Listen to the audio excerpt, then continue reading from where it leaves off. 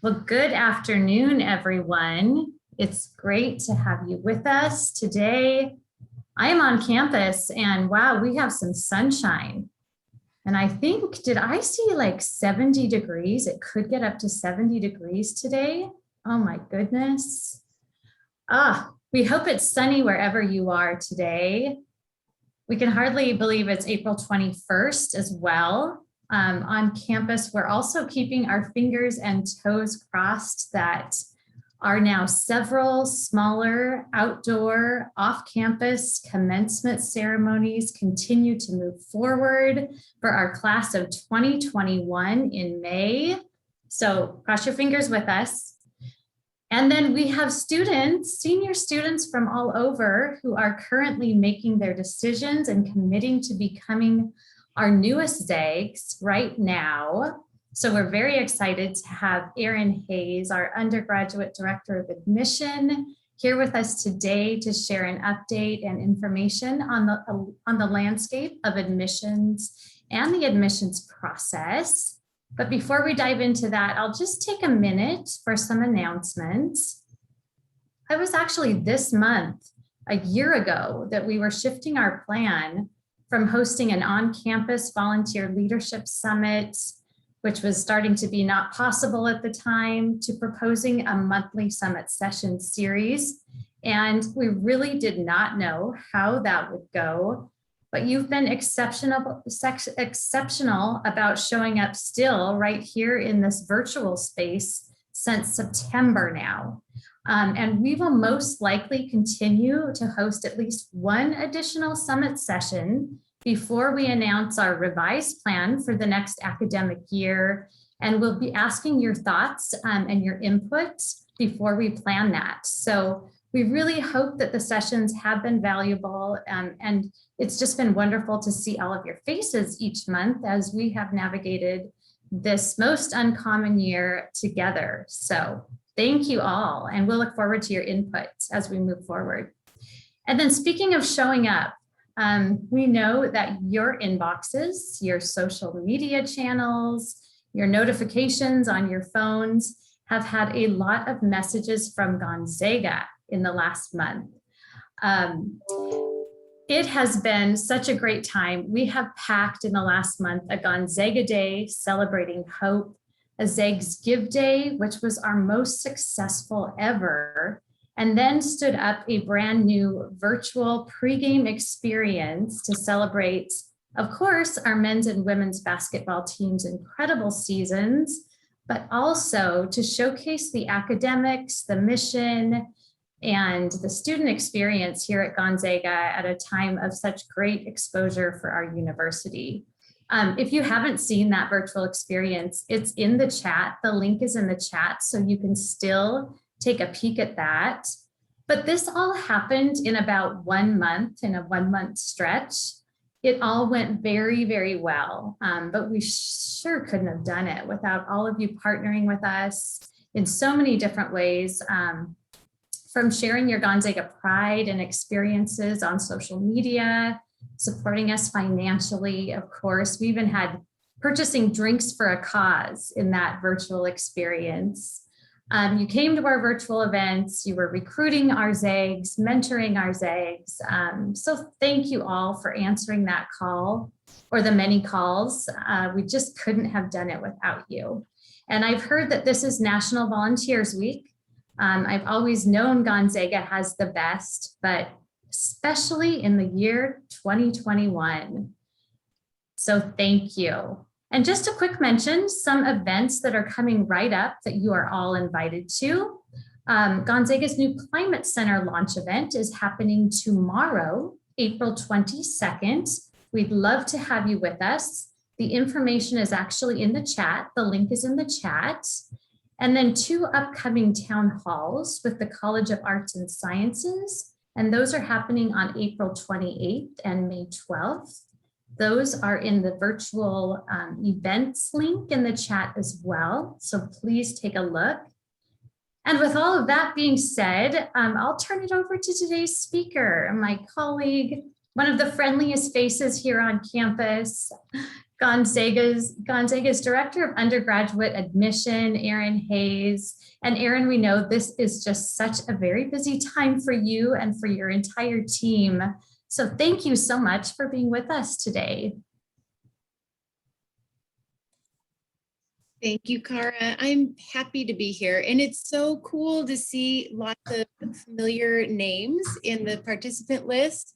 And I just really wish I were like with you all in person. I miss you. I've done events with a bunch of you. I've worked with some of you in the office. Hi, Megan. I saw your name there. But I just really hope that we can get to a point soon where we can all be together. But this will be a very nice second place kind of scenario where I can at least present some information today, a brief presentation. Really want to save some time for Q&A. Not sure where all of you are at in your questions about admission, but I'm really happy to share whatever I can with you. And let me go ahead and share my screen.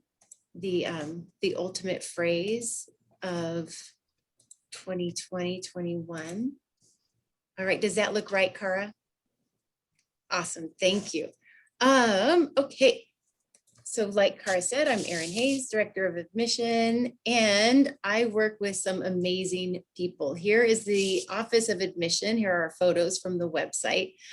We are all split up by territory. We work with different areas, and you might be living in an area where you're wondering, hey, you know, who's the admission counselor for my region or my school? And or a school that you might be connected to. And you can find us at gonzaga.edu/mycounselor. These are some of the hardest working people you will ever meet, and they have managed a tremendous amount of change and disruption this year. I'm just so grateful for all of this work.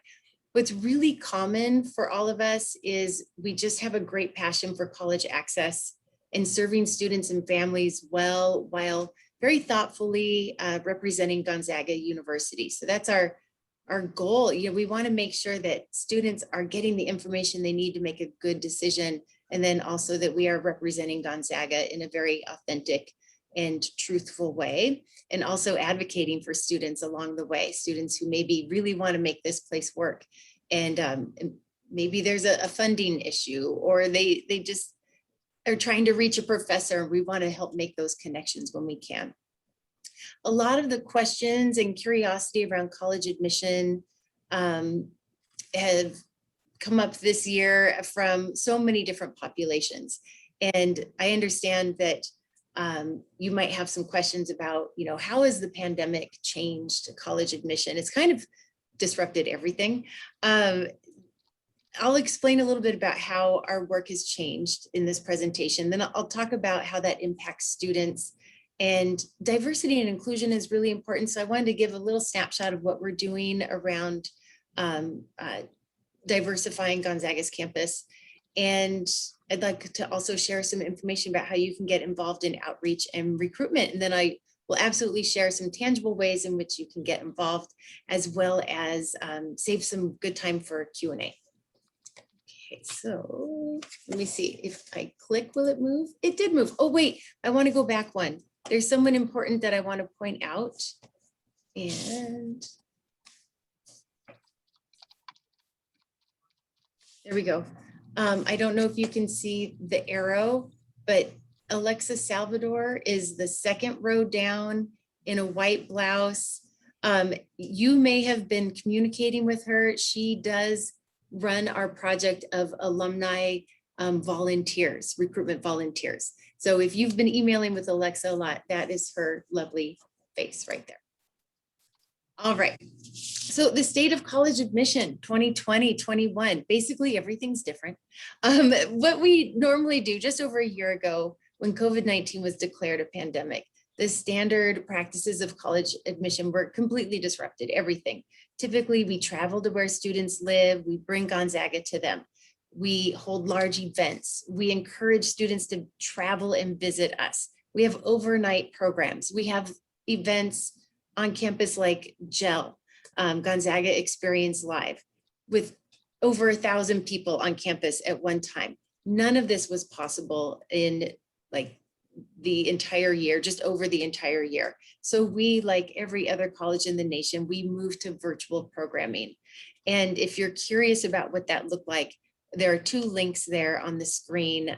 There's gonzaga.edu/virtual Gonzaga, and you can get a sense for all the different things we were doing. And then there's also gonzaga.edu/virtual gel. So yes, we did have 2 gel weekends that were condensed into days, 2 in a row. And I hope we never have to do it again. I mean, it was awesome, and students showed up and faculty got involved and staff, and it was amazing how the Gonzaga community rallied around virtual gel. But man, it's just hard to replace the in-person. So if you feel like it, write in the chat if you attended Gonzaga Experience Live as a student or participated in any way. Would love to know how you experienced that. The other big disruptor was really for students. So colleges were disrupted, how we do admission work was disrupted. At the same time, the way students prepared for college was disrupted, and the things that they had to do to qualify to apply for admission. One of the first things that happened is tests were canceled. ACT, SAT, they could not put large groups of students in a room together to take a test. So cancellation, cancellation, cancellation, and they just kept coming. So colleges right away said, okay, we're going test optional. And test optional has been a movement in college admission for quite some time now. And Gonzaga was already, well, not Gonzaga, the institution, but a committee of us in the admission office, we were already looking at how test scores really play a role in predicting success for first year students. That's the purpose of the admission process, is predicting success, and that we are enrolling students are going to be prepared for what we offer here. And the test scores were a part of that process. And we were noticing that, yes, they played a role, but we didn't want them to have as large of a role in determining the automatic merit scholarship. So already coming into this year, we were reducing the role of test scores in our process, and just kind of unweighting them a little bit, but still including them. And then when COVID hit, it was just straight to test optional altogether. A lot of students did have tests that they took before COVID-19 hit, and they did submit them. So probably about a third of students submitted tests this year, but the majority just did not have the opportunity to do that. And we were not the only school to go test optional. The vast majority did. I think it was about 70%. There were some holdout schools, and interestingly enough, a lot of schools in the South did not go test optional. And I think it was because they were continuing to test. I'm not really sure how that worked out for them, but the majority of schools went test optional. As a result, high school students really felt this was their year to apply to those most selective schools. And there was a huge increase in applications at schools. We had a 5% increase, which was nice to see, but modest in comparison to the most selective schools in the nation, really seeing more like a 30% increase. And I have a link in the chat that I wanted to share. If you like podcasts, This American Life did an hour-long podcast on the disruption in college admission and test optional and what that meant. So what we've seen so far is that those most selective schools are now boasting the lowest acceptance rates that they've ever had in their time. So it's gotten a little obscene, and that's not what we did. We know that students applied to more schools, and they have less of a sense for what school's the right match for them because they didn't get a chance to visit. They didn't get a chance to have schools come to them at their high school. So that disruption means they're very undecided, and they applied, some of them, to like 20 schools. So instead of us competing with 8 schools for a student, we might now be competing with 15 for a student. So we admitted higher than we normally would because we really need to make sure we bring in a good sized class. So then the big question is, well, if there are no test scores, how do you review an application for admission? And for us, this isn't too bad. We have always done a holistic review. We've never been the school that's that's had the grid that says this GPA with this test score equals automatic admission. That's never been Gonzaga. So that holistic review really helps us to look at a variety of factors that help us predict preparation for Gonzaga. And what we've always put more emphasis on is the combination of grades and grade trends and strength of curriculum. And we have always used test scores as a data point, but not as like the, check off, this score isn't, it's not a perfect score, off you go. Not at all. So we'll look at 6 key factors that come through in the application for admission: grades and grade trends, strength of curriculum, the optional test scores, activities and involvement, leadership, writing is important, and also character. And letters of recommendation can help us get a sense for character. We do also take into consideration interest, demonstrated interest. So if a student meets with us, has an interview, does a virtual program, meets with us at a college fair, things like that, that's demonstrated interest. And we will take that into consideration, which can really help a student that's maybe a little bit borderline. So as we went into this year, we were already going to minimize the role of test scores in determining the scholarship level. And then and just make it like a data point rather than a big factor in determining that merit scholarship. At the same time, we went test optional. So we needed a review process that would just remove test scores altogether. So for those students, we just put more weight on grades and curriculum and writing, because those are all the academic parts of an application. So that seemed to be a bit of a fair trade-off for us. We accept a range when we are going through the admission process. Basically, if a student has a 3.2 or lower, we recommend an interview to strengthen the application. If a student has below 3.0, really hard to be admitted, and we'd probably talk to them about a transfer process. And this lines up really well with our data on who succeeds at Gonzaga in that first year. And if they're going to succeed in that first year, then they're going to stay with us through the 4 years. It's really, we find it would be irresponsible to admit students who are not prepared and take their money and have them not make it. And especially if we know for sure they're not prepared. So we're going to look at grade trends too. If a student has a 3.3 GPA and they had a really rough freshman year of high school and they've been trending up ever since, that's great. That's a student prepared, because they are getting stronger as a student as they get closer to college. If we're seeing a student that has a 3.3 GPA and they had straight A's freshman year and they've been on the decline ever since, that's a red flag. That's a student that maybe isn't thriving in education right now and might need a little support before being successful at Gonzaga. We have 2 programs that are direct admission. And oh, by the way, the middle 50% that is noted on the slide, for entering students, the middle 50% of them will have between a 3.5 and a 3.9 GPA. So 25% will be above a 3.9 unweighted. There's our 4.0s. And then 25% of the students will be below a 3.5. So we do admit a range. Nursing is a very small program at Gonzaga.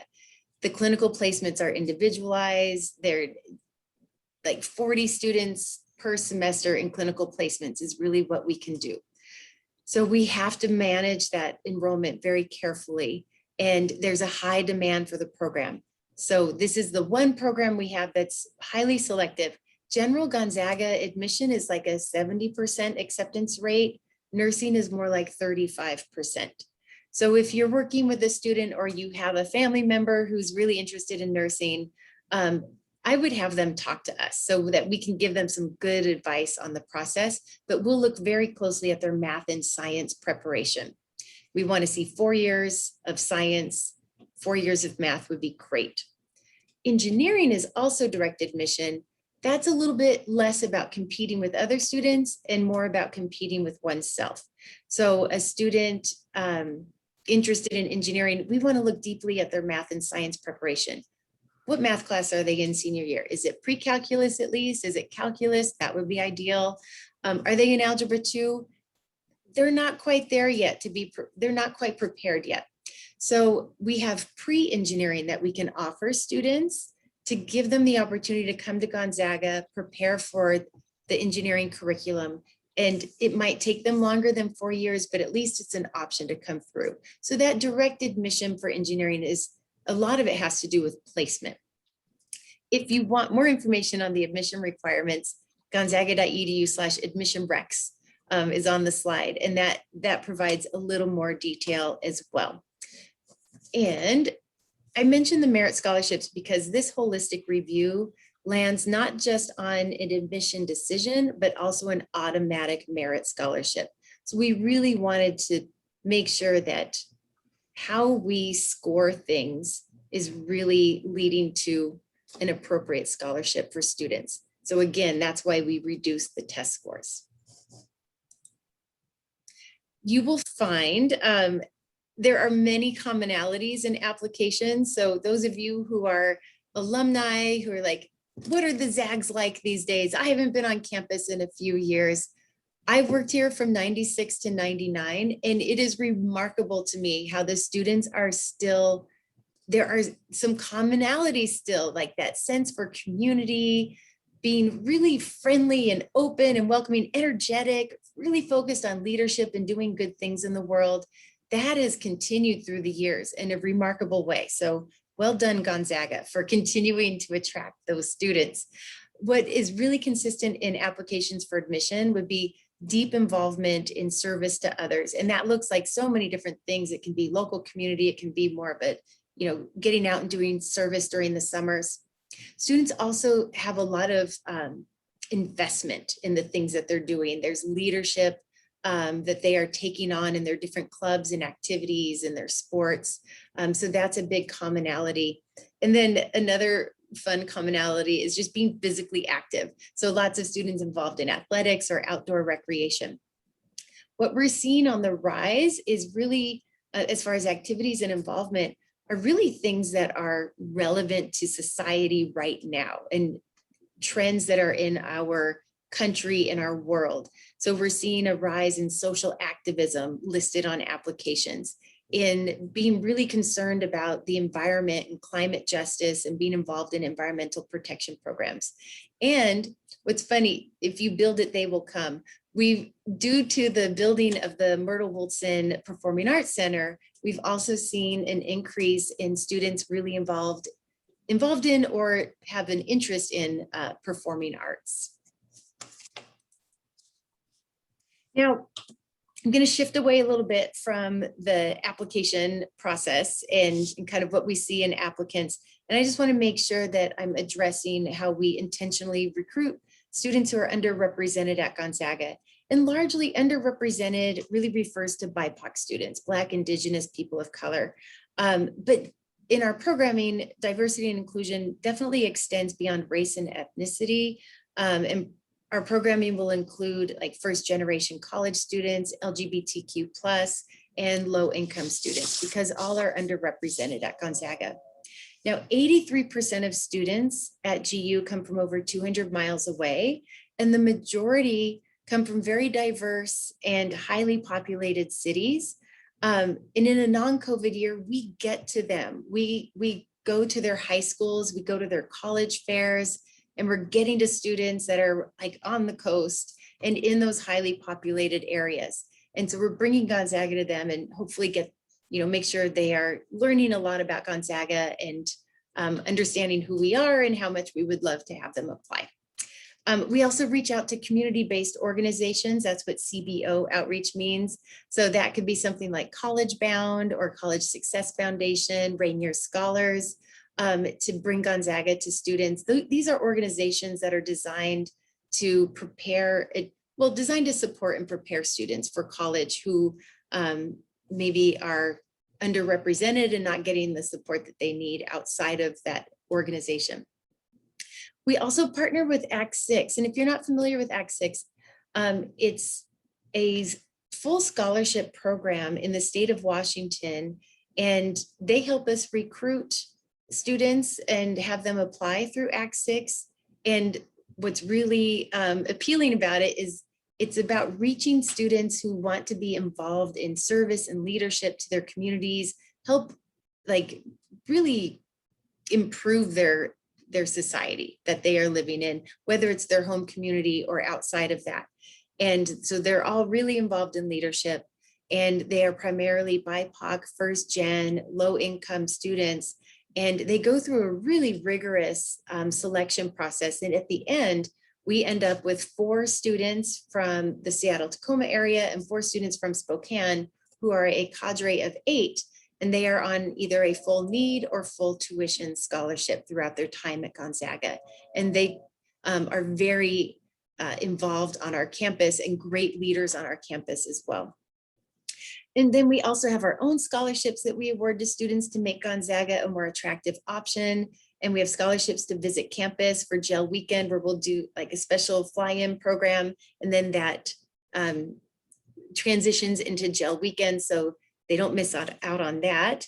In the last year, we've provided, because we haven't had a Gel Weekend and other on-campus visits, we've provided a few virtual programs, and we collaborate with DICE and DEI to reach students where they live with some intentional programming. Faculty make phone calls, they write letters to admitted students. And lastly, a couple of years ago, we instituted the Majus Commitment. And this is a program where Pell eligible students in the state of Washington receive 100% of their tuition covered by scholarships and grants. This is remarkable that we are able to do this. And this is due to amazing fundraising and a commitment by the university to help the students most in need in the state of Washington. We would love to keep building this out to other states, also maybe sliding up the border of who's eligible, because Pell eligible means that the government thinks you can afford like $5,846 per year towards college education. I mean, they really take it down to the dollar. So that commitment is really impactful for low-income students in the state of Washington. With limited campus visits, I'm not going to lie, I'm concerned of that. Anyone who is underrepresented at Gonzaga may not have enough of that emotional experience with GU to decide to be a ZAG. We've had limited on-campus visits, but we just haven't been able to do that on-campus programming that helps students know Gonzaga is a great place, Spokane's a lovely city, and we're, a really supportive environment, but we are really doing what we can to get information to students. Okay, how can you help? Of course, there's a call to help, but actually, I just wanted to make sure you know, because we get questions about it all the time. Your stories are so impactful. Your involvement is so impactful. Students tell me so often about how an alum caused them to start considering Gonzaga, look into us, check out the website, maybe apply for admission. I've heard stories of like teachers who decorate their classrooms, and it's like, oh yeah, my 4th grade teacher was a Gonzaga graduate. I've thought about you guys ever since. Or that neighbor who loves being a ZAG and comes home for the holidays and all decked out in their Gonzaga gear. Babysitters. I've heard so many stories of babysitters who were current Gonzaga students who babysat little kids who then got Gonzaga in their heads for years. Please continue to share your stories and your love for GU. It really does have a huge impact on people who are just curious about us, whether they're prospective students or just people who are curious about Gonzaga. If you would like to be involved in admission work, we do have some specific opportunities.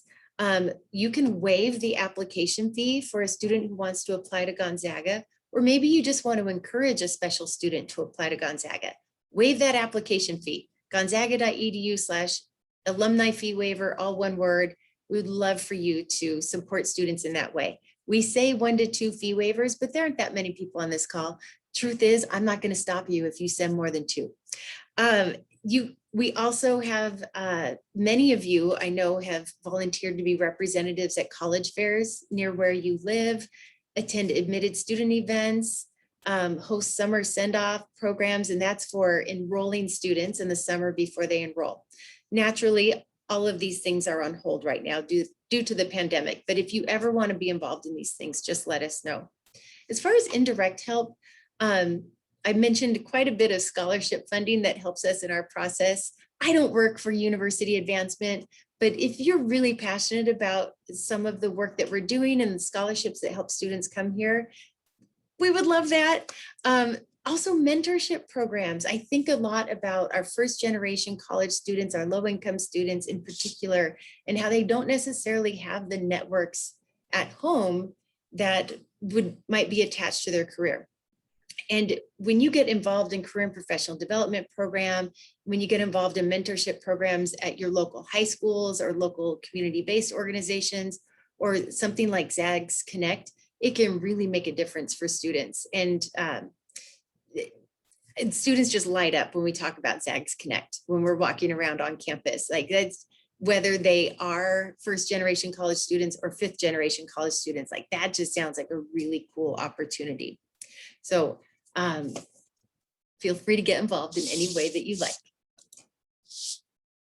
I was asked to give just a little snapshot of how we're looking so far. So we are in the throes of what we call yield season, and that's when we're converting admitted students to enrolling students. Our goal, the bottom end of our goal, is 1150. We'd really like to make a class that size. When I typed this up, we were at 733 confirmed students. That was last night. I know we got a few more today. Average unweighted GPA 3.72. So they are just phenomenal students. We also recognize that COVID changed high school education dramatically. So there are some that we call COVID A's. Some schools went pass fail, some just gave students all A's. So yes, very strong students, because that GPA covers, the full 4 years. But we also are talking about and preparing for maybe some gaps in learning that might be coming our way due to Zoom school for a year.